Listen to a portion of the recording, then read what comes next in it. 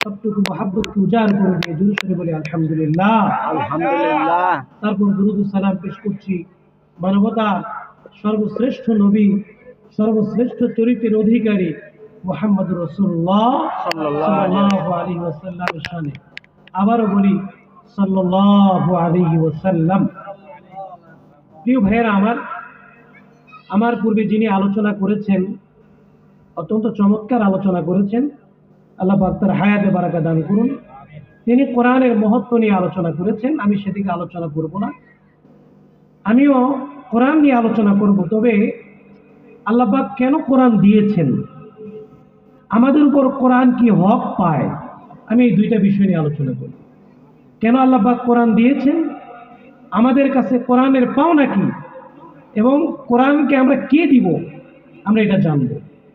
প্রিয় ভাইয়েরা আমার, ভূমিকা ছাড়াই সংক্ষেপে আমি আমার আলোচনায় ঢুকে গেলাম। আল্লাহ রাব্বুল আলামিন এই কোরআনটাকে নাজিল করেছেন, কোরআনের মহত্ব আমরা শুনেছি। এই কোরআন পৃথিবীর সর্বশ্রেষ্ঠ গ্রন্থ, সর্বশ্রেষ্ঠ কালাম। এই কালাম মানব জাতির জন্য অনেক বড় রহমত। আল্লাহ পাক মানুষের প্রতি যত দয়া করেছেন, যত রহম করেছেন, সবচেয়ে বড় দয়া হলো আল্লাহ পাক আমাদেরকে কোরআন দিয়েছেন। সুবহানাল্লাহ বলেন। কোরআনের চাইতে বড় দয়া, আল্লাহ পাক আমাদেরকে চোখ দিয়েছেন একটা দয়া, কান দিয়েছেন একটা দয়া, হাত দিয়েছেন একটা দয়া, পা দিয়েছেন একটা দয়া, চলার শক্তি দিয়েছেন, এটা একটা রহম। আল্লাহ পাক বলেন, যত রহমত তোমাদের প্রতি করেছি আমি, যত দয়া করেছি, তার মধ্যে সবচেয়ে বড় দয়া হলো কোরআন দিয়েছি। সুবহানাল্লাহ। কোরআনের চাইতে বড় দয়া আর কোনো কিছু নাই। এই জন্য যে কোরআন গ্রহণ করবে, এই কোরআনটাকে মানবে, কোরআনের হক আদায় করবে, আল্লাহ পাক বলছেন তাকেও তিনি দামি বানায় দিবেন দুনিয়াতে এবং আখিরাতে। সুবহানাল্লাহ বলেন। সুবহানাল্লাহ। প্রিয় ভাইয়েরা আমার, তা আমি আমার মূল আলোচনায় চলে যাচ্ছি। আল্লাহ পাক কেন কোরআন দিলেন, কোরআন আমাদের কাছে কয়টা হক পায়। আল্লাহ পাক কোরআন দিয়েছেন দুইটা উদ্দেশ্যে। কয়টা? জোরে বলেন। কয়টা? এক নম্বর, কোরআন দিয়েছেন কোরআনকে মানার জন্য। কিসের জন্য? মানার জন্য। দুই নম্বর, কোরআন দিয়েছেন কোরআনকে পড়ার জন্য।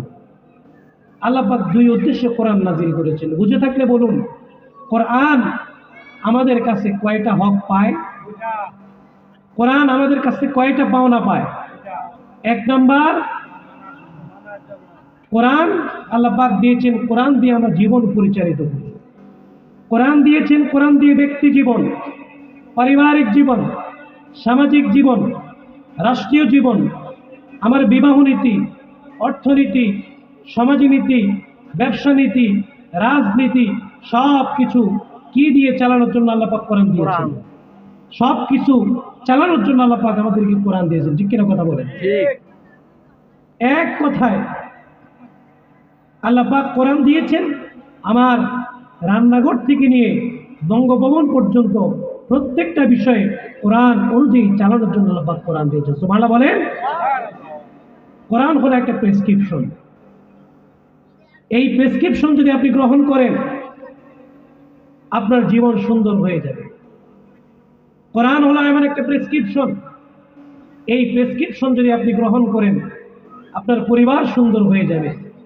কোরআনের প্রেসক্রিপশন গ্রহণ করলে আপনার ব্যক্তি জীবন সুন্দর হয়ে যাবে, আপনার সমাজনীতি সুন্দর হয়ে যাবে, আপনার ব্যবসা নীতি সুন্দর হয়ে যাবে, আপনার রাজনীতি সুন্দর হয়ে যাবে। এক কথায় কোরআন, আল্লাহ পাকের কোরআনের প্রেসক্রিপশন গ্রহণ করলে আপনার রান্নাঘর থেকে নিয়ে বঙ্গভবন পর্যন্ত সব কিছু সুন্দর করে দিবেন কে? আল্লাহ। প্রিয় ভাইয়েরা আমার, আমি এই বিষয়ে আলোচনা করব না।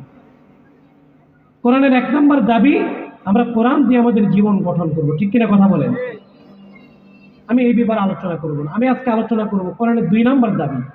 তাহলে সংক্ষেপে এটা বললাম, কোরআনের এক নম্বর দাবি হলো কোরআন দিয়ে আমরা কি করব, আমাদের ব্যক্তিগত জীবন থেকে নিয়ে রাষ্ট্রীয় জীবন পর্যন্ত পরিচালনা করব। দুই নম্বর দাবি, আল্লাহ পাক কোরআন দিয়েছেন কোরআনটা পড়ার জন্য। কিসের জন্য? এক নম্বর কোরআন মানবো, দুই নম্বর কোরআন পড়ব। প্রিয় ভাইয়েরা আমার, এখন আপনাদের কাছে আমার প্রশ্ন, আমাদের বাংলাদেশের প্রায় 20 কোটির মতো মানুষ আছে। আমার কাছে তো মনে হয় এই 20 কোটি মানুষের মধ্যে অল্প কিছু সংখ্যক, প্রায় 1 থেকে 2% মানুষ ব্যতীত বাকি 98% মানুষ সহি শুদ্ধভাবে কোরআন পড়তে পারেন। ঠিক কিনা কথা বলেন? এবার একটা মাসালা বলি আপনাদের কাছে। আমার প্রশ্ন, 5 ওয়াক্ত দৈনিক নামাজ পড়া ফরজ না নফল? ফরজ। জোরে বলেন। 5 ওয়াক্ত দৈনিক নামাজ পড়া কি? রমজান মাসে রমজানের রোজা রাখা ফরজ না নফল? ফরজ। কারো উপর যদি যাকাত ফরজ হয়, যাকাত দেওয়া ফরজ না নফল? তা আল্লাহ পাক বলছেন, যাকে আমি পৃথিবীতে পাঠিয়েছি প্রত্যেকটা মুসলিমের জন্য, প্রত্যেকটা বালেগ মুসলিমের জন্য নামাজ পড়া যেমন ফরজ, যাকাত দেওয়া যেমন ফরজ, তারপরে রমজানের রোজা রাখা যেমন ফরজ, হজে যাওয়ার সামর্থ্য থাকলে হজ করা যেমন ফরজ, ঠিক তদ্রূপ এই কোরআনটাকে সহি শুদ্ধ করে শিক্ষা করে একই রকম ফরজ। সুবহানাল্লাহ। কয়জন মানুষ এটা জানে? এই কথাটা কয়জন মানুষ জানে যে কোরআনকে সহি শুদ্ধ করে পড়া ফরজ? নামাজ না পড়লে যেমন আপনি জান্নাতে যেতে পারবেন না, রমজান মাসে রোজা না রাখলে যেমন আপনি জান্নাতে যেতে পারবেন না,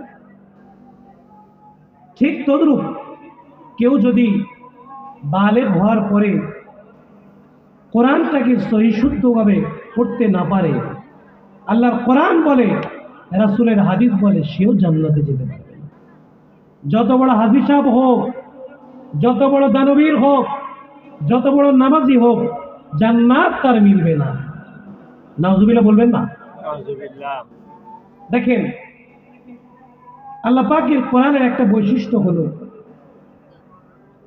যে পৃথিবীতে একটাই ধর্মগ্রন্থ, একটাই গ্রন্থ, যেই ধর্মগ্রন্থের বই পড়লে প্রত্যেকটা বর্ণে বর্ণে, প্রত্যেকটা শব্দে শব্দে সওয়াব আছে। সুবহানাল্লাহ। বলে প্রত্যেকটা শব্দে শব্দে 1 নেকি নয়, 10 নেকি করে। কত নেকি? কত নেকি? 10 নেকি। প্রত্যেকটা শব্দে 10 নেকি করে সওয়াব। যেমন আমার সাথে আপনারা বলেন আলহামদুলিল্লাহ। আলহামদুলিল্লাহ। আলহামদুলিল্লাহর মধ্যে কয়টা শব্দ? আলিফ একটা শব্দ, লাম একটা শব্দ, মিম একটা শব্দ, হা একটা শব্দ, মিম একটা শব্দ, দাল একটা শব্দ, 5টা শব্দ। যারা যারা এখন বলছেন আলহামদুলিল্লাহ, প্রত্যেকের আমল নামে 10 নেকি, 50 নেকি সওয়াব হয়ে গেছে। সুবহানাল্লাহ। তাহলে কোরআন এমন একটা ধর্মগ্রন্থ, যেই ধর্মগ্রন্থ পড়লে প্রত্যেকটা হরফ হরফে 10 নেকি করে সওয়াব হয়। ঠিক তদ্রূপ আল্লাহ রাসূল বলছেন, কেউ যদি এই যে 10 নেকি করে সওয়াব, এটা কার? এই যে এত ফজিলতের কথা, কোরআন পড়লে প্রত্যেকটা হরফ হরফ 10 নেকি করে সওয়াব হবে, কাকে দিবেন? যার কোরআনটা কোরআনের মতো হবে, যার কোরআনটা তেলাওয়াতটা আল্লাহ যেইভাবে তেলাওয়াত করতে বলেছেন, যেইভাবে কোরআনের মাখরাজ উচ্চারণ করতে বলেছেন, যেইভাবে কোরআনের তাসবিহ আদায় করে পড়তে বলেছেন, সেইভাবে যদি কেউ কোরআন তেলাওয়াত করে, তাহলে প্রত্যেকটা হরফ হরফে 10 নেকি। পক্ষান্তরে আল্লাহ রাসূল সাল্লাল্লাহু আলাইহি ওয়াসাল্লাম আরেক হাদিসে বলেছেন, রুব্বা তালিন লিল কুরআন ওয়াল কুরআনু ইয়ালআনুহু। রাসূল করিম সাল্লাল্লাহু আলাইহি ওয়াসাল্লাম বলেছেন, কোরআনের বৈশিষ্ট্য তো হলো কোরআন পড়লেই সওয়াব, শুনলেই সওয়াব। কোরআন পড়তে দেরি, তার আমলনামায় প্রত্যেকটা বর্ণে বর্ণে, প্রত্যেকটা শব্দে শব্দে 10টা করে নেকি, পড়তে দেরি হয় না। প্রিয় ভাইয়েরা আমার, আবার এই হাদিস আল্লাহ রাসূল বলেছেন, দুনিয়াতে এমন অনেক কোরআন পড়নেওয়ালা আছে, যে কোরআন পড়ে, কোরআন পড়ার পরে তো প্রত্যেকটা হরফে 10 নেকি করে সওয়াব হওয়ার কথা ছিল, কিন্তু বলে প্রত্যেকটা হরফে 10টা করে গুনাহ হয়। নাউজুবিল্লাহ। বলে প্রত্যেকটা হরফে গুনাহ হয়। কোরআন আল্লাহর কাছে বলে, আল্লাহ ওয়াল কুরআন ইয়ালআনুহু। কোরআন বলে আল্লাহ আপনাকে ধ্বংস করে দেন, আল্লাহ আপনাকে ধ্বংস করে দেন। এমন কোরআন তেলাওয়াতকারী তো আমি চাই না। এমন কোরআন তেলাওয়াত করলে আল্লাহ আমার সহ্য হয় না। ইয়ালআনুহু, রব আপনি তাকে ধ্বংস করে দেন। আয় আল্লাহ, আমি তার প্রতি সন্তুষ্ট না। কিন্তু কোরআনের বৈশিষ্ট্য ছিল প্রত্যেকটা হরফে 10 নেকি করে সওয়াব। এটা কাদের জন্য? যাদের কোরআন তেলাওয়াতটা সহি শুদ্ধ হবে, যাদের কোরআন তেলাওয়াতটা মাখরাজ তাজবিদ অনুযায়ী হবে, তাদের জন্য 10টা করে নেকি। কিন্তু যাদের কোরআন তেলাওয়াত শুদ্ধ না, তাদের জন্য 10 নেকি নয়, 10টা করে গুনাহ হবে। এবং কোরআন প্রত্যেকটা হরফে হরফে তার জন্য আল্লাহর কাছে অভিশাপ দিবে আর লানত দিবে। ঠিক কিনা কথা বলে? এখন আমি আপনাদের কাছে জানতে চাই যে আমাদের বাংলাদেশে প্রায় 20 কোটির মতো মানুষ আছে।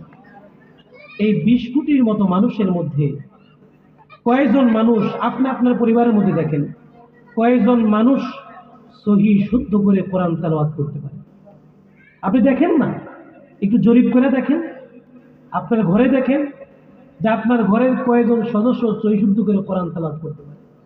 অথচ আপনি নিজেকে হাজী সাহেব গাজী সাহেব মনে করেন, আপনি মনে করেন আপনি জান্নাতে, আমি তো নামাজ পড়ি, দান করি, সদকা করি, কিন্তু এখনো পর্যন্ত এই মাসালাটা আপনি হল করলেন না। নামাজ না পড়লে যেমন জান্নাতি হওয়া যায় না, ঠিক তদ্রূপ সহিভাবে কোরআন তেলাওয়াত করলেও জান্নাতি হওয়া যায়। কেমনে আপনি নামাজ শুদ্ধ হবে? কোরআন যদি তেলাওয়াত করা শুদ্ধ না হয়, তাহলে নামাজ শুদ্ধ হবে না। কেন নামাজ শুদ্ধ হবে না? যে কোরআনের মধ্যে, নামাজের মধ্যে কোরআন আছে না নাই? জোরে কথা বলেন, আছে না নাই? নামাজের প্রথম রাকাতে আছে, দ্বিতীয় রাকাতে নাই। ঠিক কিনা? সব জায়গায় আছে। নামাজের প্রথম রাকাতে কোরআন দরকার।